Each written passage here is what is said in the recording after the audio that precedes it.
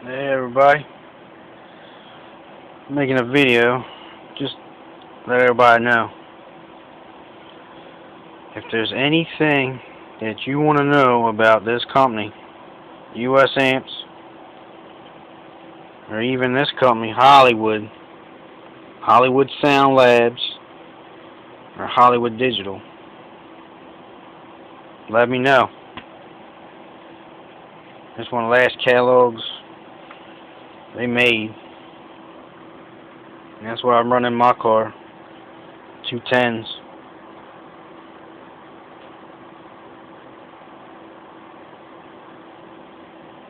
I got patents on stuff. We got a patent on the fat surround. That's another thing here. I want to educate people on these speakers nowadays. Especially you young kids nowadays. You know, you think everything's the greatest because it's made nowadays. It's because it was made nowadays and it's new technology don't mean it's the greatest. Shit, this was back, this catalog's from 2000. Show you how long ago this was. These were one of the loudest subs you could get. This sub's built basically for sound quality too. See?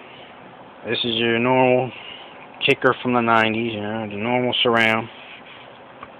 This is a 10-inch speaker, so it's from here to here, it's 10 inches. 10 inches. There's no getting around that. That's 10 and an eighth. Ooh, it's a little bit bigger.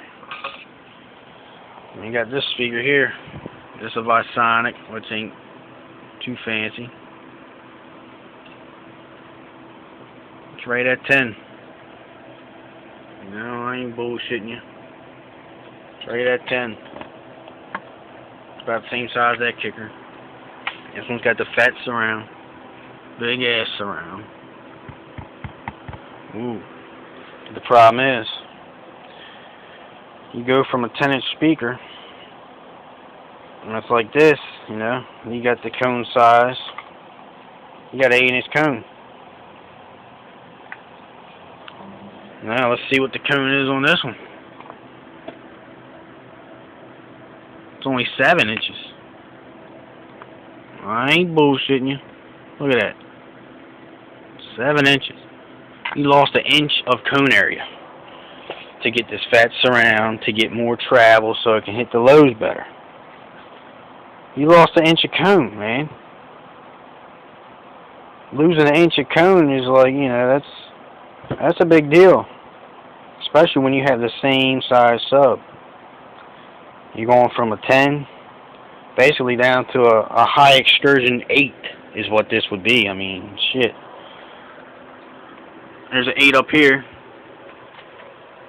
You know, I'm not kidding you. This is real stuff here, people.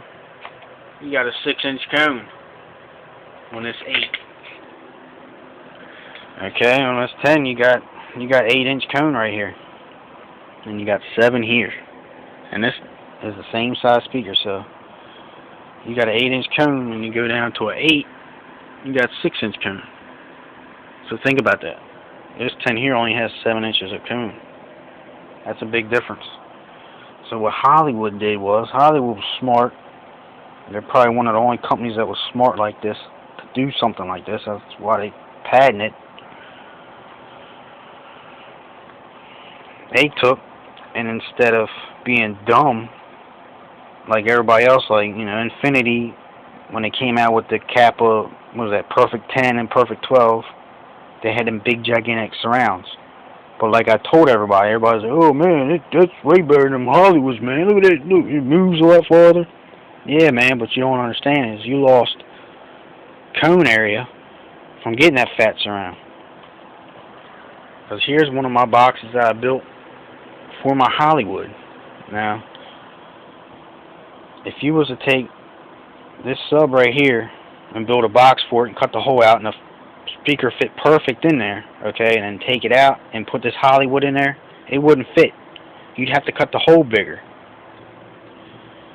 And if, like an example, the reason why I don't have nothing in the, I got this Pioneer, I still have a Lexus because it's the only thing I could find that would fit. I can't put no ordinary 10 in this box. This box right here is useless to me unless I put a new front on it. Because the hole that I cut out for my Hollywood is bigger than it would be for any other speaker. And believe me, I got subs, man. I got speakers all day, man. I got them all day. I got them everywhere. There's another one down there. 2 Infinities right here. You know, these are 10s.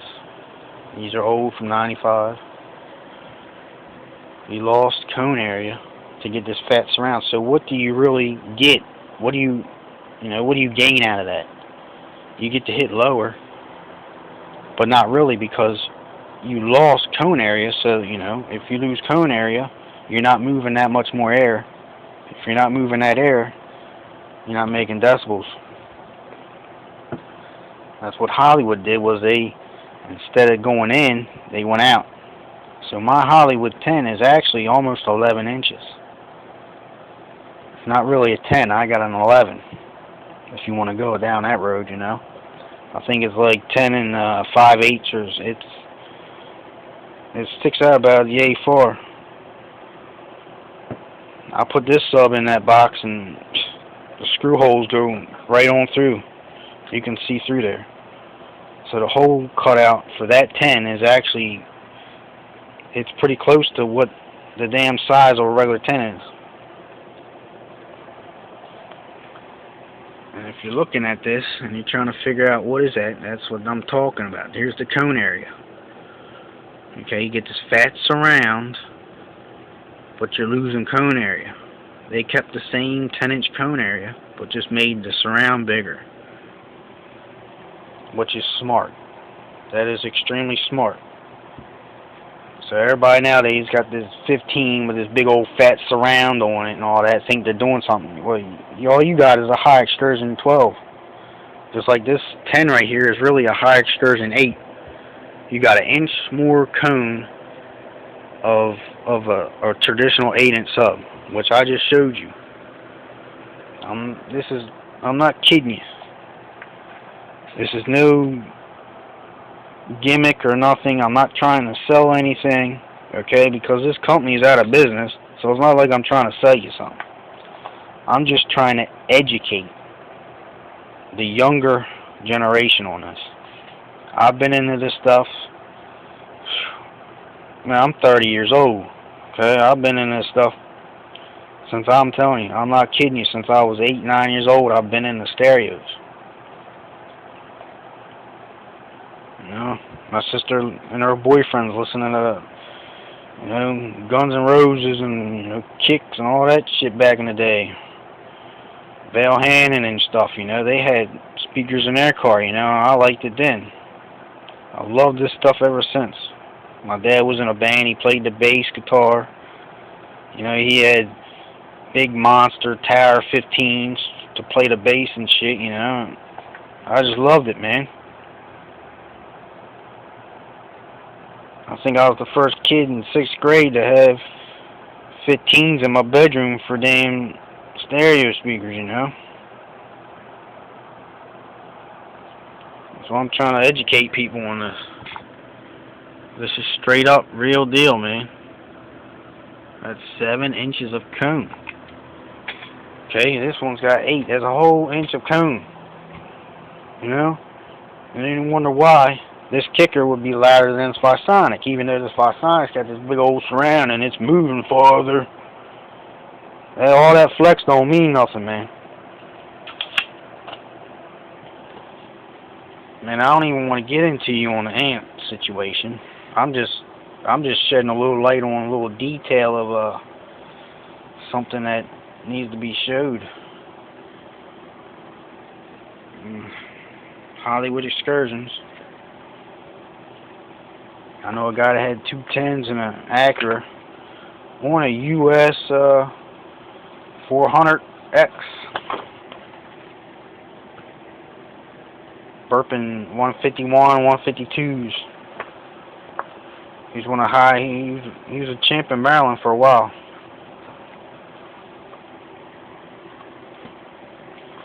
And anybody familiar with Maryland? There's a guy riding around Maryland here. Had an Explorer. It was an orange color Explorer, something like this color. Had 4 15s on a wall, Digital Design 95 15s. And he also had US Amp Double Ds. He had 2 of these.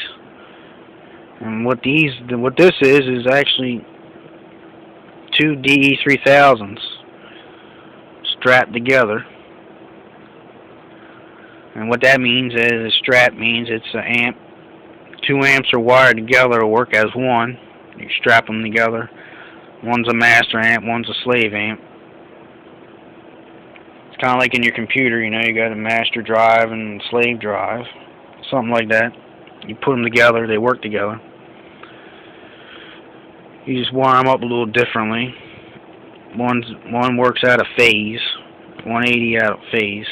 If anybody's familiar with that, anyway. I have put 2 of these in there. Then he having problems with them because the DE new technology they were coming out with. That they needed a lot of power, and he wouldn't listen to us. You know, tell him, hey man, you can't play it like that all the time, man. You know, you got to give that stuff a break. Let them batteries recuperate. He'd ride around for hours, just cranked all the way up, man. I don't know how the hell he did it. You know, 160 dB get to you after a while, man. You know, you can ride up and down the street banging it, you know, but you cruise down a highway listening to something, man. After a while, man, it gets to you.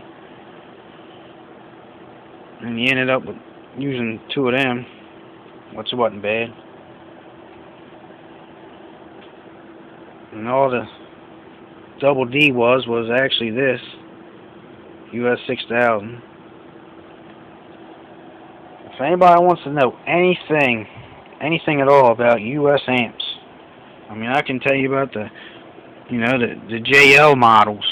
You know, I know about the JL models. I can explain a little bit to you right now, really, if you don't want me to. If you don't want to waste time sending a message, I can break it down real quick. The JL US amps was just, they designed them for JL subs. JL subs, you know, if you got a W7 or whatever, W6, whatever the hell they come out with now. There's so many damn JL versions. But like the W7, they had the half ohm, or the 1.5 ohm, and the 3 ohm, depending on how you wired it. That's all it is. It's just, you can run this amp at 2 ohm mono. It's supposedly rated for 3 ohms.